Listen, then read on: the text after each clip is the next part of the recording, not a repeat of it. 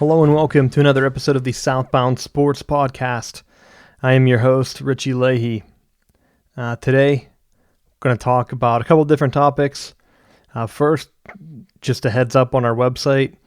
I've been migrating it a little bit, trying to get the most out of it. I want it to be able to be published as wide as possible with as far reach as we can get. And right now we had it on a free platform. And I started to look into moving it to medium.com.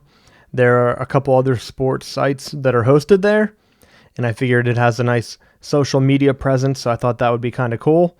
And when we started the migration, we kind of hit a little bit of a snag on the Medium end, where I'm pretty sure from the vibes I got from customer support, they're moving to like some paid, you have to like advertise to get a custom URL, because I wanted it to just be southboundsports.com. And with that, it kind of fell through, so we're kind of stuck. I'll probably be reverting it back here to the regular site for now. Basically, where I'm currently at is just going to host our database. And with the database, we're going to have things like the payroll research and that type of stuff on there.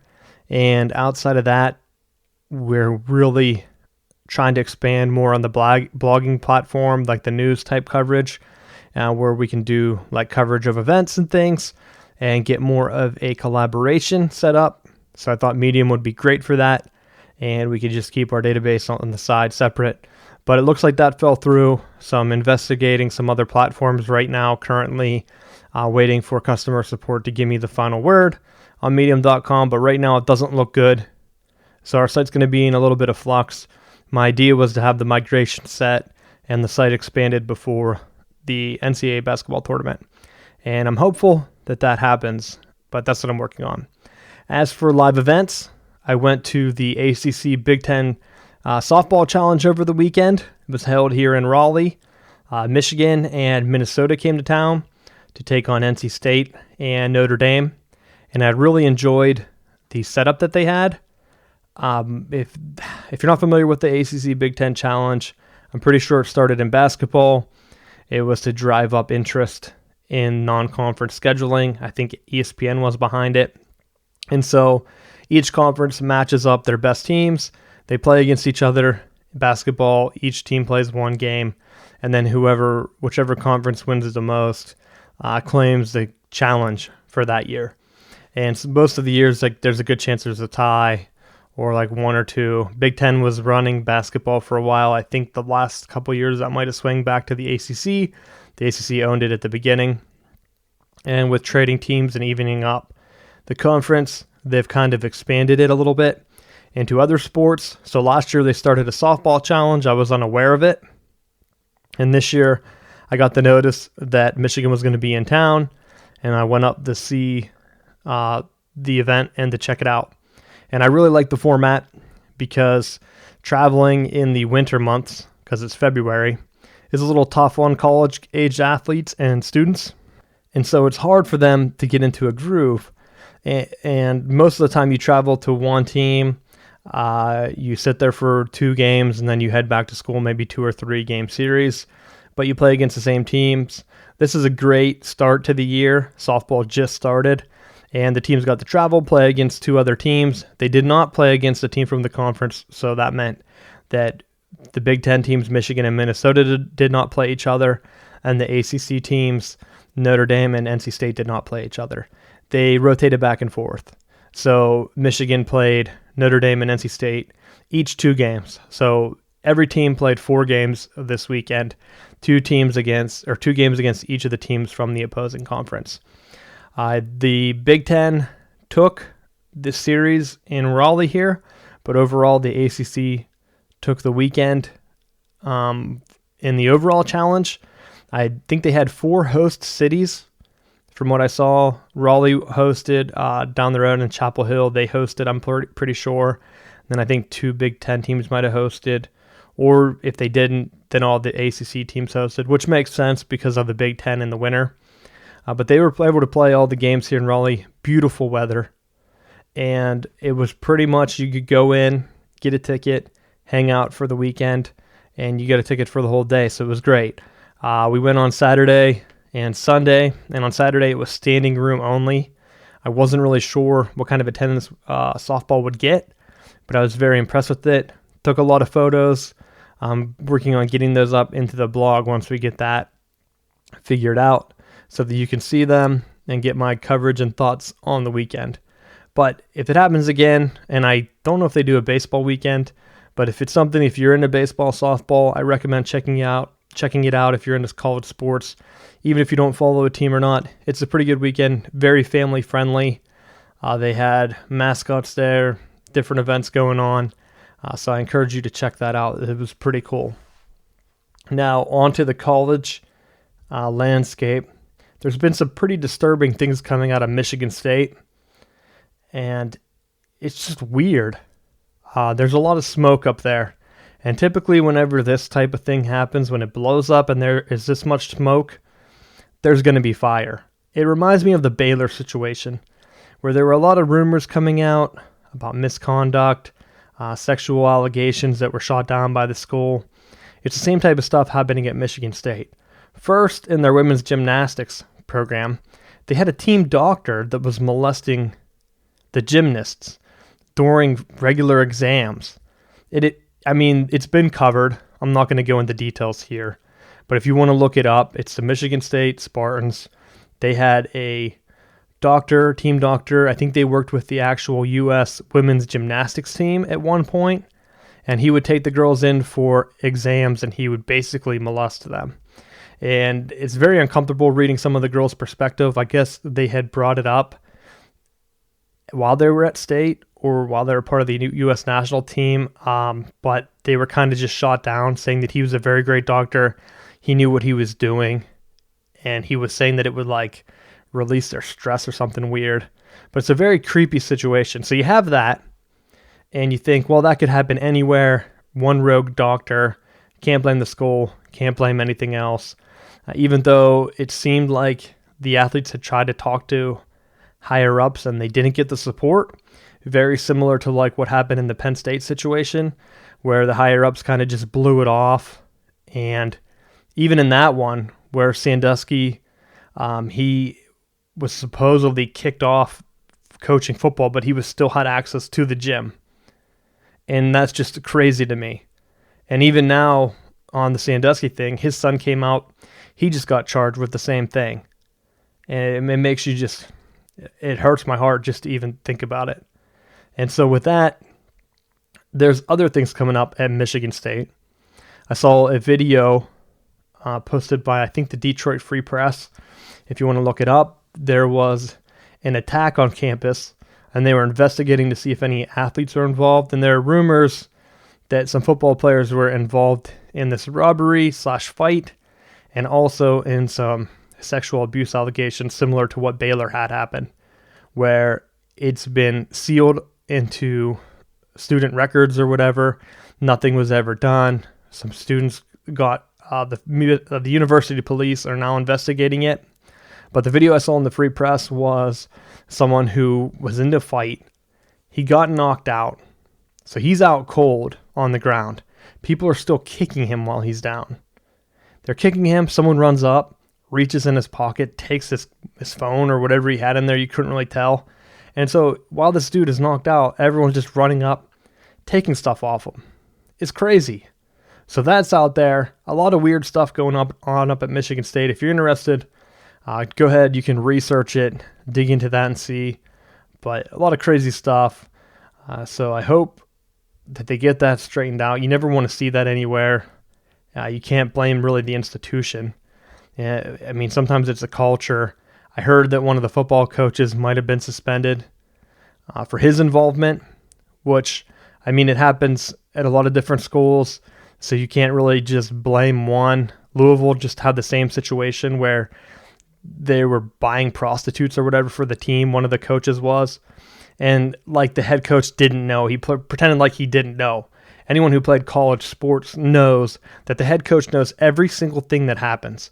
They're going to be showing up at your classes. I played D3, and our coach would show up in any classes unannounced, trying to catch you, because they know that that was what's going to happen. Assistant coaches would be hiding. Students would be looking after you. So it's bullshit if Patino, whichever one it is, I think it was Patino, the basketball coach, he said he didn't know. He most definitely knew if that kind of thing was happening in the basketball players' dorm rooms. And anyone else that says that he didn't know, then they must not follow college sports. It's the same exact scenario with the North Carolina Tar Heels.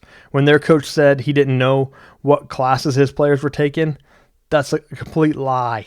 There's no way he doesn't know. That's basically his job outside of basketball, which you only play basketball for a couple months of the year. The rest of the year, he's looking at the schedule. They print that schedule out. They give it directly to him. And so if he's seeing like, well, that's really weird. Why were you taking this class over the summer? You weren't even here on campus or whatever. He could easily catch and see that. So there's no point in trying to deny that it happened. And the NCAA is not going to do anything. So at this point, any school that has banners that have been taken down by the NCAA, as they're investigating these schools and nothing's happening, like the Ole Miss, Tunsil during the draft last year, his stepdad leaked a video of him smoking weed, some text where he's taking money from coach. Basically, an investigation, a closed case right there. They basically should have shut them down already, and it's still under investigation. And some politicians down there are stating that they're going to come back at the NCAA. But basically, any other school, like USC, when they took Reggie Bush's Heisman, he should get that back. Because if they're not going to be fair, and you have these blatant cases here of schools that are doing wrong, and then they just deny it. And even like UNC, they were on academic probation. If that's not cause enough that the accreditation board put them on probation, they're like the only big school that has ever happened to. And yet somehow they're still marked up in all these academic profiles or whatever. The only school that's ever been on academic probation. Let that sink in. And so at this point, any school that has been pinched by the NCAA should just rehang their banners. Do whatever they want and just say, hey, until you get some type of iron fist, and I'm pretty sure the NCAA is going to blow up, but that is what needs to happen. Something needs to happen. Something needs to change. It's not even about like the revenue sharing or anything. But at this point, we'll kind of switch away and get into the NFL draft. The combine's coming up. But I'm going to try here to get a call on with Jeff Meier. Try to bring him on here. We'll talk a little bit about football. Get away from the craziness that has been happening around the country in college sports. Talking about college, I'm looking here at the NFL. Actually, I guess I should introduce my guest here with Jeff Meier. Do you go by Jeffrey or Jeff on the site? I usually go by Jeff. On the site I go Jeffrey, actually. I just wanted to be consistent because I don't even remember what I introduced you on the intro. But I was just talking about some college stuff, so I'm going to go into the NFL Combine first. I'm looking at the invites. So the number one team, 14 players invited, the Michigan Wolverines. And people said we were underrated all year, or overrated, but we have all these guys going to the NFL. Alabama and LSU each have 10, and then Clemson, Miami, and Texas A&M have 9 people. But if you break down the conference tally, the SEC has 66, the ACC has 60, and the Big Ten has 51. Those are the only conferences over 50. So, and I think they said there's 330 people invited. Okay. But it's a pretty good breakdown. I know they talk about a lot of talent in the South. I'm not really too surprised by the numbers there on that one. I don't know about the Combine. I think it's overrated, to be honest. Yeah. I know I talked about the Pro Bowl being a piece of shit. I know you mentioned about it being boring. I think the Combine, they measured the wrong things. What are your thoughts on it? Yeah, honestly, I think the Combine doesn't exactly show how a player is going to play in the NFL. Because at the end of the day, it's almost for track stars anymore. Everyone cares about the 40. The 40 doesn't correlate to how people play football. You know what I mean? And like broad jumping, I'm not really sure how much that really translates to the field. I think what honestly matters the most about recruiting a player to play in the NFL the NFL is actually game film. What can a player do on the field? Not necessarily what he can do in spandex in an indoor, NFL stadium. I think people get a little bit too much hype around this time of the year for the combine because they honestly are missing football. And then you have Mel Kiper and everyone going on and on about, the 40 and stats and how much, a person bench presses. I don't think that necessarily translates to the field. I'm not sure if you agree with that or not. Yeah, I agree. And just looking at the list here, it seems like every time this year, everyone throws out an article about Chris Johnson and how his 40 time was like the fastest. But being here in Carolina, he went to East Carolina. And when you watch his game film, he was explosive on the field. Like you could see, even though he was playing D1, that wasn't at a major conference, East Carolina, but they usually schedule up. So when he was playing there, I'm pretty sure I think that was around the years when they were upsetting Virginia Tech, like the highly ranked Virginia Tech. They upset West Virginia the one year. And you could watch the game film, and he was blowing everyone away. So like couple that with his speed, yeah, I can see why people were impressed. But a lot of other people that just run fast, that doesn't translate. You have to have the film to back it up. And I know for ratings, they just can't go ahead and show old film. Then people aren't going to tune in for that. They want to see everyone lined up. It reminds me of like a weird, I don't know, it reminds me of like a high school like dodgeball. You're like picking your team. You're like eyeing up the other guys. You're like, maybe. But we'll see if we can get you in a later round. That's what this seems like to me. It's just a little weird and outdated. Even like the bench press stuff. Yeah. Like that doesn't really correlate. I mean, they should maybe to be honest, they should do push-ups, endurance. Because that's more the skill you need in a football game. Like the explosiveness. They could even make them do push-ups where you jump off the ground. Like even clap push-ups or something. Measure how many you can do of those. I could do exactly 0 right now. Yeah. Well, that's funny you mentioned that, but honestly, like a close grip bench press would even be more, what actually happens on the field. Because at the end of the day, like it's 2017, people don't throw their elbows out and, bench press someone. You got to keep your, elbows in, you block with your hands. I don't really think, the bench press is exactly a great, measuring stick of how an NFL lineman or someone's going to block in the NFL. And I think it's interesting too, like you brought up, dodgeball. It's weird to think about it, but I honestly feel like the NFL Combine is almost like a meat market. You got guys lining up, spandex, just, trying to, judge how they run, how they catch. I don't know, it's really weird. I think unless you have the pads on, you're out there on a field playing, it doesn't really show necessarily how great a player is. And I mean, the classic case of all time is Tom Brady. Everyone jokes to this day his picture of the combine. How slow he ran, didn't have a great combine, probably the best quarterback ever. Then you have a person like Jamarcus Russell a few years ago. He blew the combine away. And what did he do in the NFL? Nothing. He was probably the biggest bust of all time. And then just 3-4 years ago, Johnny Manziel had a great combine, said everything every owner in the NFL wanted to hear, every coach, he had a script. He ran it. Everyone, coming out of the combine is like, all right, Johnny Manziel might, do something in the NFL, and currently he's not even on a roster right now. So it's very hard, for the combine, to judge the combine. But then you have some cases, where players come out, they actually show their athleticism, and that pure athleticism translates to the field. So, it kind of goes both ways sometimes. Just weird to think about it because some guys come to the combine and they jump up in the draft a little bit and they prove to be a good NFL player. But then you got guys like Jamarcus Russell put on a clinic at the combine and don't do anything in the NFL.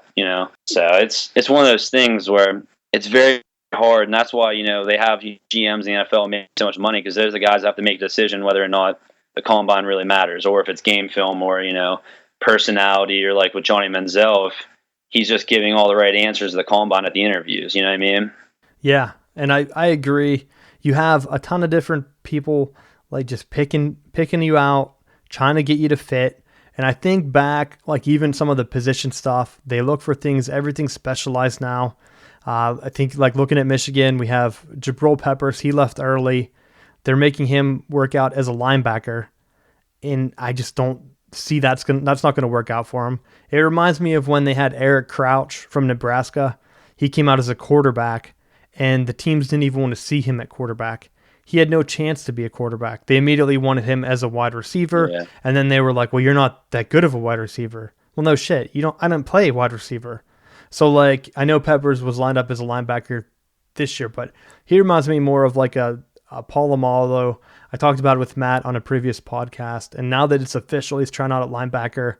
I bet he's regretting it, and it's just a weird event. And I mean, I don't even watch, like, to watch it live is awkward because, like you said, it is like a meat market. You're just watching dudes like work out. And I mean, I know some people make like an event out of it to get some dudes together, start drinking. Maybe some of it was more football related. And going back, I did like your idea about the close grip bench press. And now that I think about it, you're dead on, because most of the time you're grabbing the shoulder pads. Your hands are going to be parallel anyway. So they should try. I know they have the bars. They're like the parallel curl bars. The NFL should just make their own weightlifting bar. They have millions and billions of dollars, so they can easily do this. Measure how far the normal chest plate is on the pads. Make a parallel bar so that it's that distance apart, and then have the players bench that. Because that's probably, I mean, at least for linemen, I know, and wide receivers too, because you're running out there. That's what you're fighting at. You have to get your hands inside, or they're going to throw a flag. Even if they don't throw it the first time, they'll save it to try to fix the game. Yeah. Like, depending on who's playing. Yep. And so, that they're going to have to do something, because bench press doesn't relate. And some of these other events are weird. And it reminds me, they even did that for the skills competition. They're like doing drone drops and things. Yeah, because they know that everyone else is bored with this. So man, why not just throw a football up super high in the sky? Yeah, just try to get some viewers at that point. But even just to add what you're saying about the bench press, like, it just doesn't make sense, because at the end of the day, everyone trains for the combine.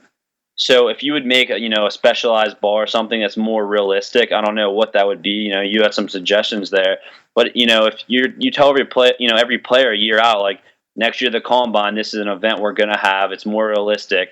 People are going to train for it. People that are going to try to go to the NFL, they're going to make sure they're ready to do it. So as long as you give the players a little bit of heads up, I think that'd be way better for, NFL coaches and GMs and stuff to be able to essentially rate the player, based on a strength that would be, better utilized in a game. Well, I look at it this way. If they find exercises that are better adapted to the game, then they can invest money into, hey, if this bench press actually does make my guy a better blocker, then why not have all these dudes training to try to be the best at it? Because it's only going to make them better football players. It would be kind of like a baseball player trying to get used to hitting with a wooden bat, and he's taking BP with a wiffle ball bat. It's not going to translate because it's not going to be the same. So it's like you're jamming something in that doesn't make any sense. It doesn't fit.